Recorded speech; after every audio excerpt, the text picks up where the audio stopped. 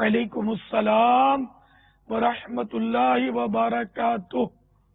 بابا جان کہتے ہیں آپ، میں خدیجہ نوریہ اطاریہ عرض کر رہی ہوں، میرا سوال یہ ہے کہ ذاتی مطالعہ کی کیا اہمیت ہے؟ میرے خصوص اسلامی بہنوں کے لیے کن کتابوں کا مطالعہ زیادہ مفید ہے کہ بچے خلاف جنگ جاری رہے گی انشاءاللہ؟ ماشاء اللہ، سبحان اللہ۔ مطالعے کی کیا اہمیت ہے، یہ سوال کیا مدنی منی نے، اور خصوصاً اسلامی بہنوں کے لیے۔ مطالعہ یہ ہر کے حصول علم دین کا ذریعہ ہے، اور اعلی حضرت رحمۃ اللہ تعالی علیہ تو فرماتے ہیں کہ کتب بینی سے بھی عالم بن سکتا ہے، انہیں کتابیں پڑھ پڑھ کر بھی بندہ عالم بن سکتا ہے، بلکہ وہ درس نظامی میں کتابیں ہی تو پڑھائی جاتی ہیں، لیکن صرف کتابیں پڑھنے سے عالم نہیں بنے گا، اس کے مطلب شرائط پر جب پورا اترے گا تو عالم بن جائے گا۔ مطالعہ تو کرنا ہی چاہیے، ورنہ جو درس نظامی کر بھی لیتے ہیں وہ عالم بن نہیں پاتے، کیونکہ ایک تو وہ درجات میں حاضریاں کم دیتے ہیں، آج کل حافظے بھی کمزور ہیں، پھر سوشل میڈیا اور موبائل فون نے بھی مصروف کیا ہوا ہے، تو اس لیے وہ توجہ دے نہیں پاتے پڑھنے پر۔ اب کئی ہوتے ہیں جو بیچارے فارمولیٹی پوری کرتے ہیں اور سرٹیفکیٹ حاصل کر کے جو بھی ان کا مقصد ہو پورا کرتے ہیں، تو اس لیے وہ کتابوں کا مطالعہ ہو اور گوشہ تنہائی ہو، پرسکون ماحول ہو، شور شرابے میں، منی منیوں کے شور میں، یا زور زور سے ٹی وی چل رہا ہے یا گانے معاذ اللہ بج رہے ہیں اور مطالعہ ہو رہا ہے، تو پھر یاد رہنا مشکل ہے۔ تو اس کے لیے پرسکون ماحول چاہیے، فریش بھی ہو بندہ، نیند بھی نہ چڑھی ہو، بھوک کی شدت بھی نہ ہو، نہ کوئی ایسی مشغولیت والی کیفیت اپنے وجود میں نہیں ہوگی نا، تو پڑھنے سے فائدہ زیادہ ہوگا۔ تو مطالعہ سبھی کو کرنا چاہیے۔ ہمارے جو علماء تھے نا، اور اب بھی ہیں، جو ذہین علماء ہیں، ان کی جب اندر جھانک کر دیکھیں گے نا تو ان میں کثرت کے ساتھ مطالعہ ملے گا۔ مفتی دعوت اسلامی کو دیکھا تھا جیب میں رسالے لگتے تھے، جہاں موقع ملا کہ فالتو پنچایتوں میں تو پڑھتے نہیں تھے، میں نے کبھی ان کو مذاق مسخری کرتے ہوئے دیکھا ہی نہیں، تو یہ کیا رسالہ نکال کے پڑھ لیتے تھے۔ مدینۃ الاولیاء ملتان شریف کے اجتماع کے موقع پر یہ ہمارے ساتھ تھے، جہاں میں نے قیام کیا تھا، تو وہاں یہ بھی تشریف فرما دے، تو میرا خیال ہے یہ ان دنوں وہ قفل مدینہ جو مکتبۃ المدینہ کا مطبوعہ جو حصہ ہے، قفل مدینہ، یہ انہوں نے شاید وہیں پڑھا، اور مجھے پورا یاد نہیں ہے کیا بتایا، شاید کچھ گھنٹوں میں انہوں نے وہ پورا باب جو تھا وہ پڑھ لیا، ایسا کوئی یاد پڑتا ہے مجھے۔ تو اتنا مطالعہ، میں نے اور بھی مطالعے کے شوقین کو دیکھا ہے نے جو ذہین علماء ہیں، وہ مطلب کہیں آ رہے ہیں، جا رہے ہیں، سفر کر رہے ہیں، بس میں بیٹھے ہوئے ہیں، کتاب نکالی، پڑھنا شروع کر دیا۔ تو کتابوں سے، دینی کتابوں سے آپ پیار کریں گے، مطالعہ کرتے رہیں گے، پھر مطالعہ کرنے میں یہ ہے کہ جو بات آپ کو پسند آئی یا جس کی ضرورت پڑتی ہے اس کا آپ وہ بنائیں، انڈیکس بھی بنائیں، یادداشت۔ اپنی مکتبۃ المدینہ کی کتابوں میں تو یادداشت کے پرچہ یا پرچے ہوتے ہیں، نہ بھی ہو تو اپنے طور پر، جب نہیں ہوتے تھے تو میں نے تو کافی اس کی پرنٹ کاپیاں نکال کر اپنی کتابوں میں لگائی ہوئی ہیں، فتح رضویہ شریف کیسٹ میں بھی میں نے لگائی ہوئی ہے، اس پہ پھر لکھنے میں بہت فائدہ ہوتا ہے، لکیریں کھینچی ہوئی ہوتی ہے تو ذرا صفائی بھی رہتی ہے۔ تو اس میں خاص باتوں کی نشاندہی کر دیں، اپنی فہرست، یہ اپنی نجی فہرست بنائیں، صفحہ نمبر اور اس میں ڈالیں، پوائنٹ لکھ دیں کہ فلاں مسئلہ وہاں ہے، فلاں حکایت وہاں ہے وغیرہ، تو تو یہ آپ کو موقع کی مناسبت سے جب ضرورت پڑے گی نا، یہ آپ کو بہت خوشی ہوگی کہ یوں کتاب کھولیں گے، اپنی مقصد کا مسئلہ آپ کو مل جائے گا، فتویٰ مل جائے گا فوراً۔ اچھا پاپا وہ یہ کہیں کہیں ضرورتاً اگر ذاتی کتاب ہے تو انڈر لائن بھی کر سکتے ہیں، ذاتی کتاب، اور یہ فہرست بھی بنانی ہے ذاتی کتاب میں، ورنہ اگر کسی اور کی ہے تو اس کے صفحے کا کونا بھی نہیں موڑنا ہے آپ نے۔ لائبریری کی اس کو بھی بالکل ایک نقطہ بھی نہیں لگانا ہے، فریش رکھنا ہے بالکل۔ آپ نے حاجی رضا کچھ فرما رہے تھے آپ؟ باپا میں یہ عرض کر رہا تھا کہ وہ ان دنوں پیٹ کا قفل مدینہ کتاب غالباً وہ آئی تھی جس کا آپ بھی مفتی تھے صاحب نے نا مطالعہ کیا تھا، مدینۃ الاولیاء میں؟ جی ہمیں وہاں چند موجود گھنٹوں تو میں کر تھا، لیا تھا نا۔ اور جو اپنی کھانے پہ جو ترکیب تھی جس طرح کھاتے تھے اس جی جی کتاب کے آنے کے بعد، تو اس کو وہ مفتی صاحب بھی موجود تھے، مگر یہ مجھے معلوم نہیں ہے مطالعے کا۔ مجھے یاد ہے، ہم تھے وہاں، میری حاضری تھی اسی وقت اسی مقام پر۔ جی ہاں، وہی جگہ تھی، پیٹ کا قفل مدینہ، پیٹ کا قفل مدینہ، اور ہم ایک ہی جگہ پر تھے، اور مفتی صاحب نے وہاں جیسے پاپا فرما رہے نا تھوڑی دیر میں اس کتاب کا مطالعہ فرما لیا تھا۔ اور بلکہ یہاں تک میں عرض کروں کہ جیسے ذمہ داران کی ایک تعداد ہمارے مدنی مذاکرے میں ہو سکتا بھی ہوگی، یہ ان کے جیب میں رسالہ رکھنے کا یہ انداز تھا کہ جیسے مدنی مشورے کا ایک وقت طے ہے اور اسلام بھائی ابھی آ رہے ہیں، ہوتا ہے بعض اوقات کچھ نہ کچھ دیر لگتی ہے، تو یہ کوئی ان کی وہ ترکیب ایسی تھی، اپنے ان کا مخصوص مقام ہوتا تھا، وہاں جا کر کے بیٹھ جاتے تھے وقت پر۔ اب اسلام میں نہیں آئے نا، تو اس پر کوئی تبصرہ کرنے کے بجائے، کوئی اس میں بحث میں الجھنے کے بجائے یہ رسالہ نکال کے پڑھتے تھے، ان کے پاس خاکی لفافہ وغیرہ ہوتا تھا، نکال کر جو ان کے تنظیمی کام ہوتے تھے وہ کرنے بیٹھ جاتے تھے۔ جب شرکا جمع ہو جاتے، مدنی مشورہ شروع ہو جاتا تو یہ اس کو لپیٹتے اور مدنی مشورے میں شامل ہو جاتے۔ یعنی وقت کی جس کو آپ کہتے ہیں نا قدر، یہ جیسا آپ نے مفتی دعوت اسلامی رحمۃ اللہ تعالی علیہ کے بارے میں جو فرمائے نا، تو اس سے یہ مجھے یاد آیا، تو میں کہا چلیں عرض کر دوں، ہو سکتا ہے کہ اس سے بھی فوائد حاصل ہوں۔ اچھا باپا آپ نے یہ مدنی فرمایا، مشوروں میں رات دیر بھی ہو جاتی تھی نا، تو جیسے کہ تو تھوڑی دیر سو لیتے تھے، آدھی رات کو جا کے بھی سو لیتے، تھوڑی دیر اٹھ کے تہجد پڑھتے تھے، پہلے اٹھ جاتے تھے۔ لیکن پنچایتوں میں فضول، ہماری جو فضول کانفرنس ہے نا، ان میں ان کو انٹرسٹ ہوتا ہی نہیں تھا، یار یہ اچھی زندگی جی گئے، چلے گئے اور اپنی بہت ساری یادیں چھوڑ گئے۔ اللہ تعالیٰ کی ان پر رحمت ہو، ان کے صدقے ہماری بے حساب مغفرت ہو، ہمیں بھی علم دین سے بس شوق مل جائے۔ اب یہ اتنی مخلوق جمع ہے نا، ان میں سے اپنے پوچھیں گے نا کفن کی واپسی کس نے پڑھا ہے یہ رسالہ، حالانکہ کتنا پرانا ہے، لیکن ایک تعداد ہوگی جس نے نہیں پڑھا ہوگا، حالانکہ ان کے صفحے بھی بہت کم ہیں۔ اب جا کر 26 صفحے ہیں یہاں کی چھپائی کے ساتھ، کچھ اس میں کمی بیشی کی ہے ہم نے۔ اب وہ اس وقت پچھلے میں بھی کتنے ہوں گے، ایک دو آگے پیچھے ہوں گے، ہے چھوٹا سا رسالہ، لیکن نہیں پڑھا ہوگا، ہے جذبہ ہی نہیں ہے۔ ہاں جس نے نام پہلی بار سنا اس کا اپنے کچھ نہیں کہتے، لیکن ایک تعداد ہوگی جن کو سب پتا ہوگا لیکن نہیں پڑھا نہیں ہوگا۔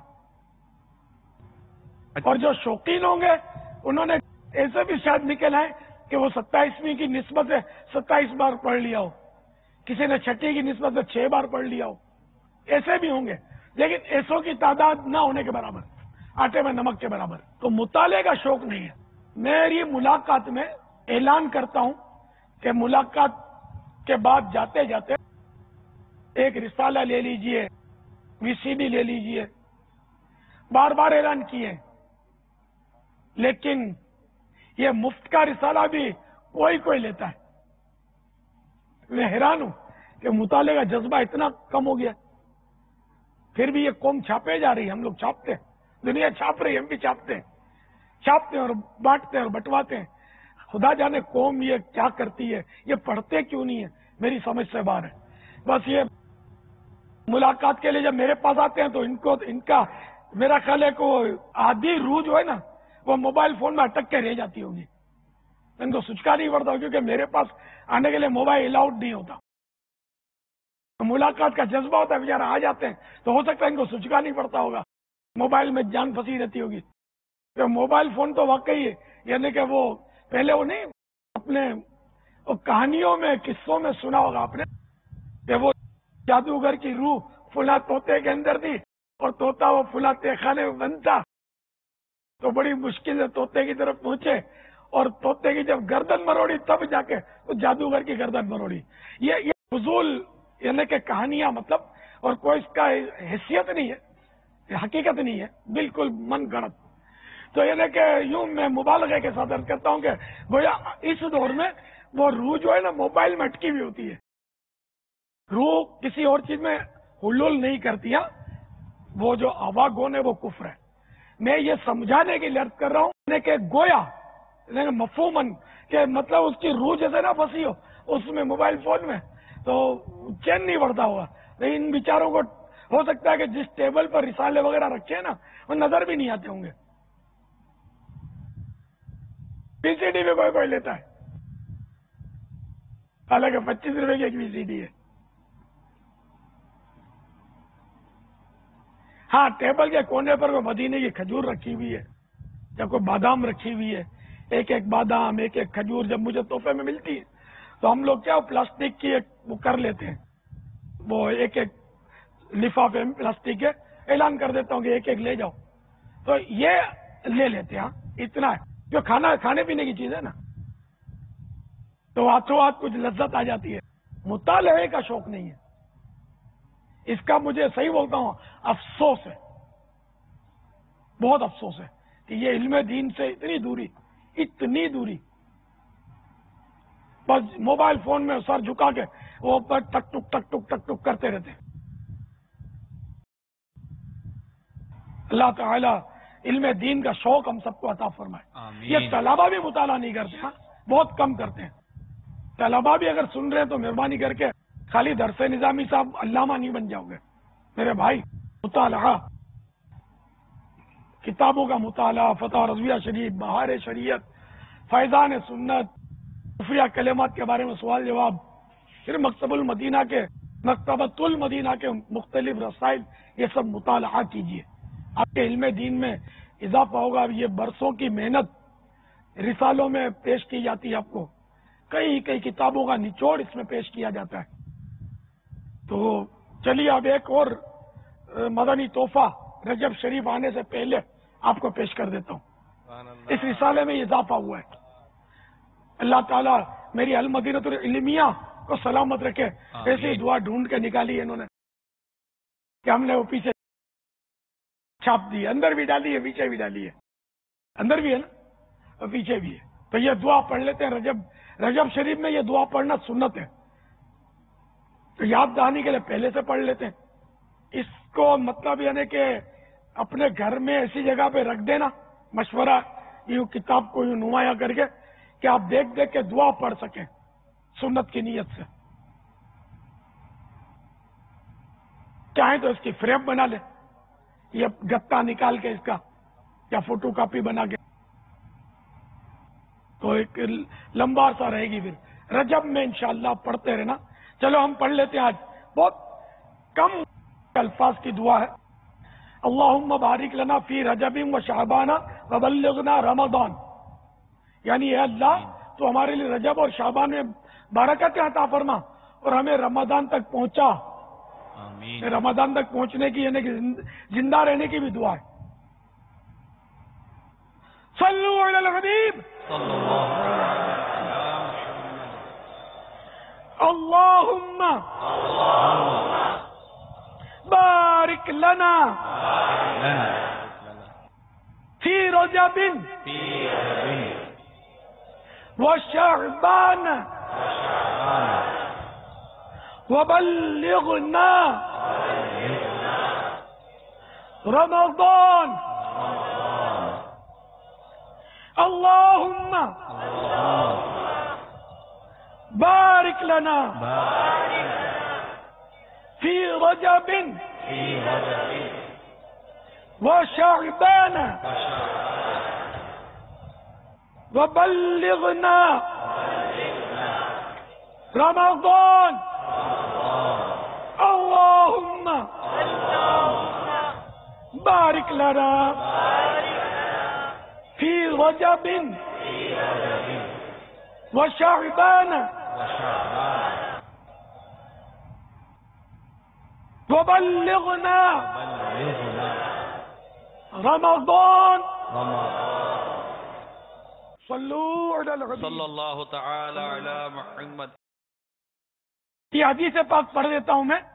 جب رجب کا مہینہ آتا تو نبی اکرم صلی اللہ تعالی علیہ وآلہ وسلم یہ دعا پڑھتے تھے: اللہم بارک لنا فی رجب و شعبان وبلغنا رمضان. یعنی اے اللہ تو ہمارے لیے رجب اور شعبان میں برکتیں عطا فرما اور ہمیں رمضان تک پہنچا. صلو علی الحبیب صلی اللہ تعالی علی محمد. یہ عرض کر دوں باپا کہ اس عنوان کے توسط سے کہ الحمدللہ یہ جو ماہ رجب المرجب کی آمد ہے، یقیناً یہ مہینہ عبادت کا بیج بونے کا مہینہ ہے. ان عادتوں پر، اپنی ان مصروفیات پر غور کریں جن کی وجہ سے ہم عبادت نہیں کر پاتے یا عبادت میں دل جمعی نہیں پاتے. اسباب کو دور کرنا بہت ضروری ہے، اور ان اسباب میں جتنی بھی ہماری فضول قسم کی مصروفیات ہیں، خواہ اس کا تعلق کہیں بیٹھک سے ہو، خواہ اس کا تعلق سوشل میڈیا سے ہو یا موبائل سے ہو یا فضول قسم کے مطالعے سے ہو، ہر طرح کی اپنی فضولیات اور گناہوں بھری معاملات کا کچھ لمحے بیٹھ کر بغور جائزہ لے لیں کہ یہ چیزیں جو میری زندگی کا حصہ بنی ہوئی ہیں، جیسے ہی ہم ان کو ہٹائیں گے نا، آپ کو بہت اسپیس نظر آئے گا، گنجائش نظر آئے گی انشاءاللہ عز و جل. اس کی وجہ سے کچھ کرنے کی پوزیشن میں اور آئیں گے. اور پکا عزم کر لیجئے کہ جیسے ہی رجب المرجب کا مہینہ شروع ہو، بلکہ آج یا کل کسی وقت بھی مدنی انعامات کا رسالہ نیا لے لیجئے، اور یہ بالکل ٹھان لیجئے، پکی پکی پکی پکی جس کو ٹھان کہتے ہیں نا، ٹھان لیں کہ میں نے روزانہ فکر مدینہ کر کے اس ماہ مبارک کی برکتیں حاصل کرنی ہیں، اور اسی طرح شعبان المعظم کو پانا ہے، اور اسی کیفیت میں بڑھتے بڑھتے ماہ رمضان سے مل جانا ہے انشاءاللہ عز و جل. دیکھیں ہدف بنائیں، انشاءاللہ تقریباً 92 دن کا ہدف بنا لیجئے کہ انشاءاللہ عز و جل ان 92 دنوں میں اپنی فضول اور گناہوں بری اور عجیب و غریب قسم کی جو حرکات اور عادات وغیرہ ہیں ان کو دور کروں گا. اس میں کوئی مدنی ماحول، کوئی عاشقان رسول کی صحبت اختیار کریں، مدنی قافلے میں سفر کر لیں، کوئی تربیتی اجتماعات میں شرکت کر لیجئے، کوئی ایسی ترکیب بنائیں کہ نکلیں اس ماحول سے. تاجر برادری کو بھی میں عرض کروں گا کہ برائے کرم تھوڑا باہر آئیے. رجب المرجب کا جو ماہ آتا تو ہمارے بزرگوں کے ایسے واقعات ملتے ہیں کہ وہ اپنے کاروبار کو سمیٹتے، جس کو دینا تھا دے دیتے، لینا تھا لے لیتے، اور یوں مطلب اپنے آپ کو عبادات کے لیے تیار کر کے ماہ رمضان سے مل جایا کرتے تھے. برائے کرم یہ ماہ بڑی برکتوں والا آ رہا ہے. ایک کاش ہمیں ایمان، عافیت اور سلامتی کے ساتھ اس ماہ کو پانا اور اس کی برکتیں پانا نصیب ہو جائے. تو آمین. اس میں سنجیدگی اختیار کریں گے تو انشاءاللہ تعالی مدینہ مدینہ ہوتا رہے گا. روزوں کا مہینہ آ رہا ہے، کوشش کیجئے، ذہن بنا لیں گے تو انشاءاللہ تعالی کچھ نہ کچھ ہمیں ماہ رجب المرجب اور شعبان المعظم کے بھی روزے رکھنے کی سعادت نصیب ہوتی رہے گی. صلو علی الحبیب صلی اللہ تعالی علی محمد. جنہوں نے یہ رسالہ پڑھ لیا نا کفن کی واپسی، وہ بھی پڑھیں. جیسے میں اپنا عرض کرتا ہوں، صبح کو اس رسالے کو ایک بار پھر دیکھنے کا موقع ملا. حالانکہ پہلے سے یہ روایات اور یہ رسالہ پڑھا ہوا ہے، لیکن پڑھنے کے بعد واقعی ایک نئے انداز سے ذہن بنتا ہے کہ نہیں یار کچھ کرنا ہے، نہیں یار کچھ کرنا ہے. اس کے فضائل پڑھتے ہیں، اس کی برکتیں پڑھتے ہیں تو نئے سرے سے ایک ذہن بنتا ہے. جب نئے سرے سے پڑھیں گے تو نئے سرے سے ذہن بنے گا. تو جنہوں نے رسالہ پڑھ لیا ہے ان کی بارگاہ میں مدنی التجا ہے کہ ایک بار پھر اس رسالے کو پڑھ لیں. انشاءاللہ عز و جل 15-20 منٹ میں کم و بیش یہ رسالہ پڑھ لیں گے تو بہت فوائد کی امید ہے. صلو علی الحبیب صلی اللہ علیہ وسلم. اب آپ نے ایک طرف فرمایا کہ مطالعے کے لیے یکسوئی ہونی چاہیے اور کوئی مشغولیت وغیرہ نہ ہو، جبکہ آپ نے مفتی صاحب کا واقعہ بیان کیا اور دیگر کے حوالے سے بھی کہ جہاں ان کو موقع ملتا تھا وہ مطالعہ کرتے تھے. اب یہ کیسے کہ ایک طرف یکسوئی کا اور دوسری طرف یہ؟